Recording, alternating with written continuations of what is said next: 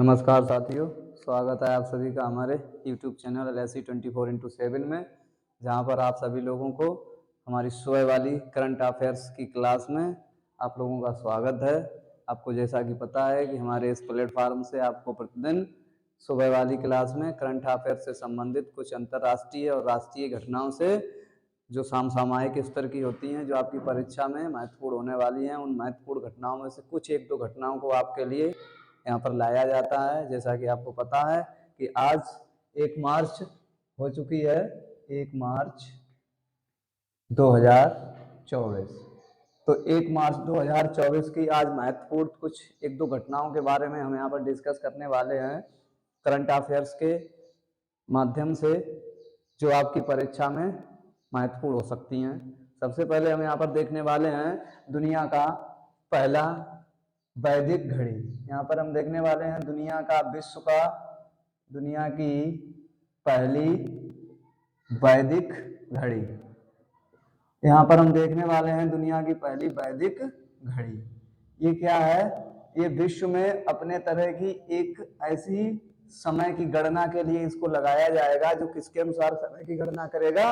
हिंदू वैदिक पंचांग और ग्रहों की स्थिति के अनुसार गणना करेगा। तो ये कहाँ लगने वाली है? ये भारत में लगने वाली है। दुनिया की पहली वैदिक घड़ी कहाँ पर स्थापित होगी? ये भारत में स्थापित होगी। भारत में भी कहाँ पर होगी? भारत में भी ये स्थापित होगी। इसका उद्घाटन किया जाएगा 1 मार्च, यानी कि आज ही किया जाएगा। 1 मार्च 2024 को इस वैदिक घड़ी का उद्घाटन 1 मार्च 2024 को भारत के प्रधानमंत्री द्वारा किया जाएगा।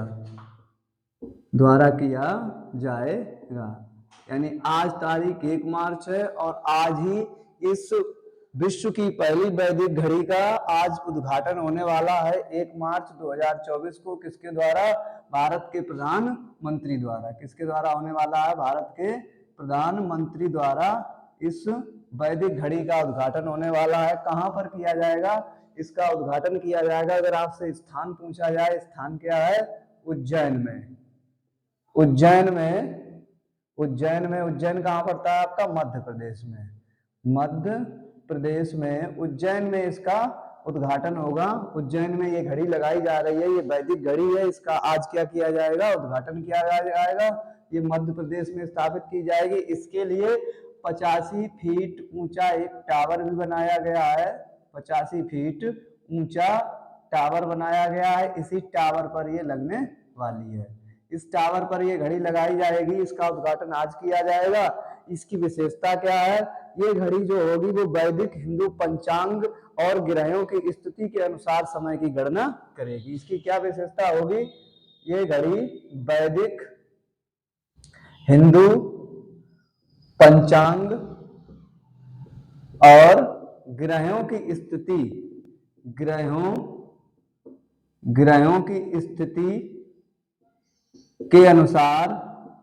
के अनुसार समय की गणना करेगी। ग्रहों की स्थिति के अनुसार समय की गणना करेगी। ये क्या करेगी? ये वैदिक हिंदू पंचांग और ग्रहों की स्थिति के अनुसार समय की गणना करने वाली अपनी तरह की पहली विश्व की एक वैदिक घड़ी होगी। अब बात कर रहे हैं यहाँ पर कि उज्जैन में इसको स्थापित किया जा रहा है। उज्जैन में ही इसको स्थापित क्यों किया जा रहा है? इसके अलावा यहाँ पर देखने वाली बात है कि इससे पहले क्या हुआ था?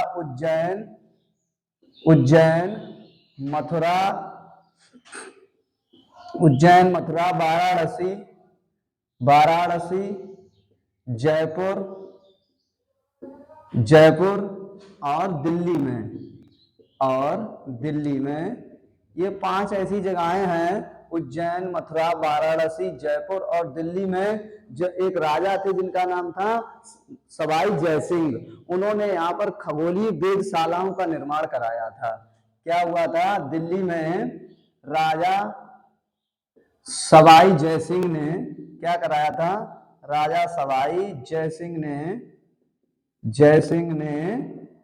खगोलीय खगोलीय वेधशालाओं का निर्माण कराया था। वेधशालाओं का निर्माण कराया था।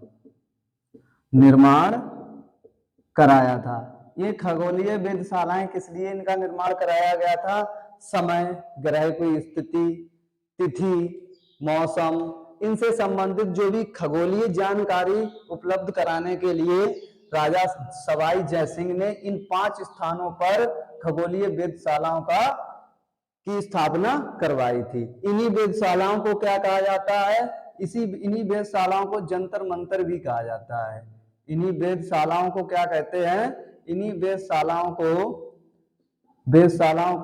जंतर मंतर भी कहा जाता है। जैसे आपका जयपुर में है, जयपुर में जो जंतर मंतर है वो क्या है?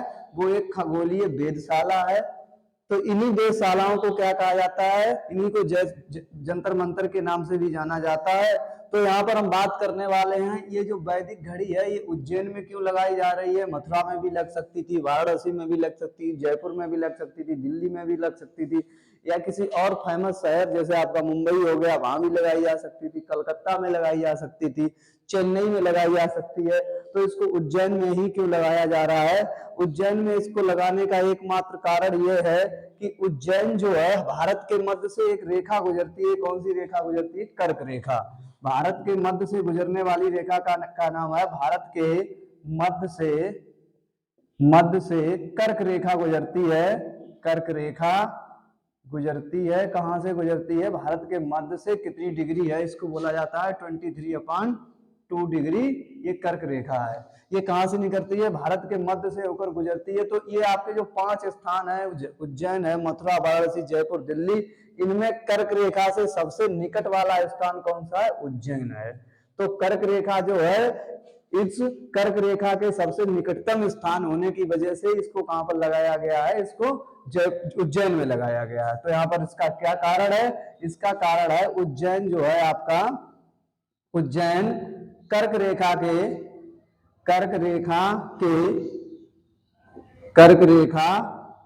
के सबसे समीप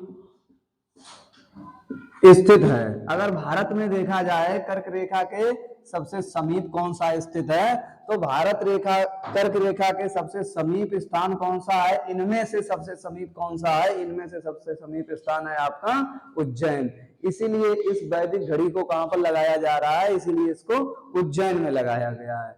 तो यहाँ पर हमने बात की, जो दुनिया की विश्व की पहली वैदिक घड़ी कहां पर लगने जा रही है? ये भारत में लगेगी। कहां पर? उज्जैन में लगाई जा रही है, जिसका उद्घाटन आज किया जाएगा 1 मार्च 2024 को। किसके द्वारा? भारत के प्रधानमंत्री द्वारा किया जाएगा। इसके लिए 85 मीटर ऊंचा टावर भी लगाया गया है, जिसमें इसको स्थापित किया गया है। इसकी क्या विशेषता होगी? इसकी विशेषता ये होगी कि ये वैदिक हिंदू पंचांग और ग्रहों की स्थिति के अनुसार समय की गणना करेगी। ये किसके अनुसार समय की गणना करेगी? जो हमारे ग्रह हैं उनकी स्थिति के अनुसार गणना करेगी। जो हमारा वैदिक पंचांग है उसके अनुसार तिथियों की गणना करेगी।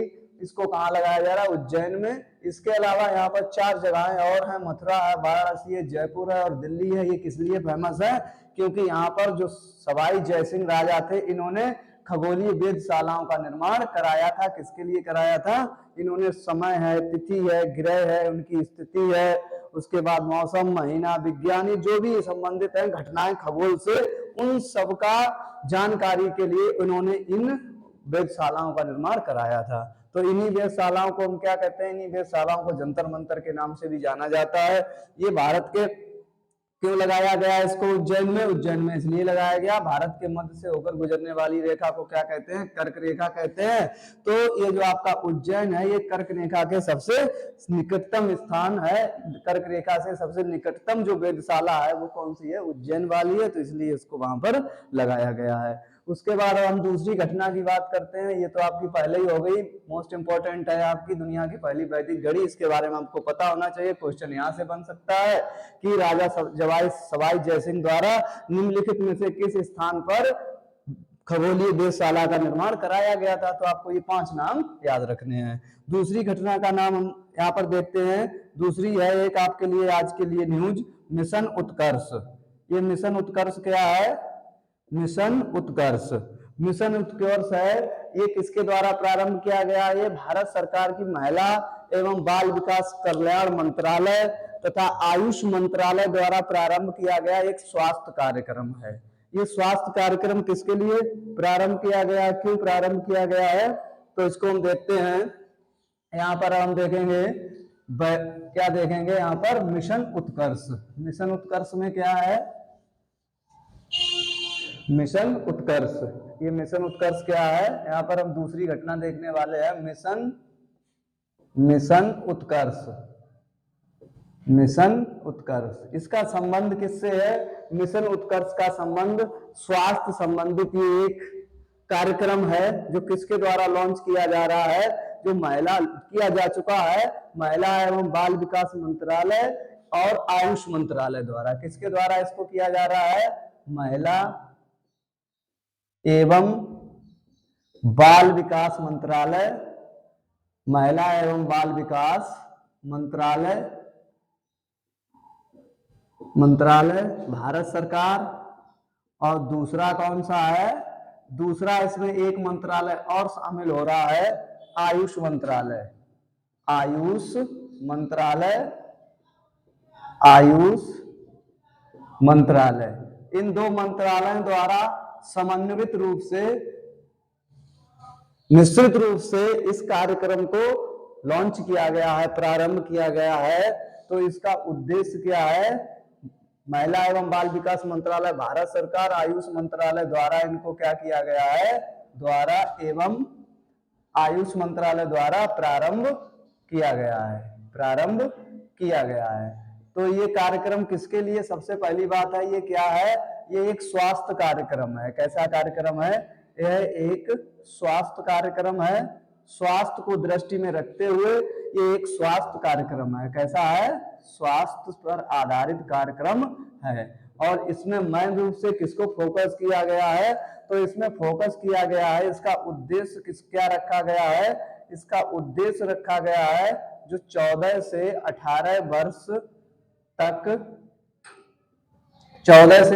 18 वर्ष तक की जो किशोरियां होती हैं, किशोरियों का मतलब जो लड़कियां होती हैं, किशोरियों में होने वाली अनीमिया, एक बीमारी होती है जिसको क्या कहा जाता है? अनीमिया।